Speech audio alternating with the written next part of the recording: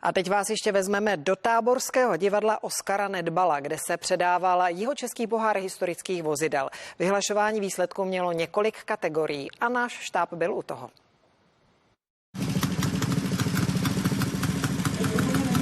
Už 10. ročník vyhlášení nejlepších jezdců, majitelů veteránů, ať už motorek nebo automobilů, proběhl včera večer v táborském divadle. Mě k tomu přivedl můj otec a prastrýc, protože mě jako malé dítě vodili na veterány Čelkovice, když se jezdili ty původní veteráni. Můj prastrýc, takový přes koleno, měl velkou sbírku motocyklů a žil motocykly a já jsem měl možnost jako malý dítě už se vozit na bavorácích a podobně, takže jsem tím v tom trošku vyrůstal. Celkem se vyhlašovalo 6 kategorií a v nich 3 nejlepší a nechybělo ani jmenování absolutního vítěze. Jím se už po 4.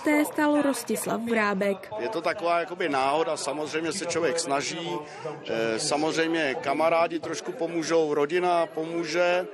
A hlavně taky má člověk trošku to štěstí. Je to skutečně ten nejlepší jezdec. On je neustále zapojený do té aktivity, jezdí na všechny soutěže, postupně sbírá body, je to taky ten pravidelný účastník a v tom je asi kouzlo jeho úspěchu. Celá akce má ukázat veřejnosti technickou historii vozidel. To je první věc, která je velice důležitá.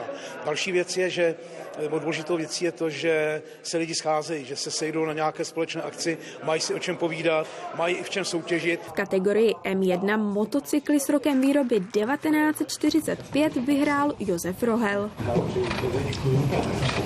Každá veteránská akce má své kouzlo a charakter. Na další akci pod záštitou jihočeského poháru se můžeme těšit už v květnu. Krajské štáby a Veronika Brodská, CNN Prima News.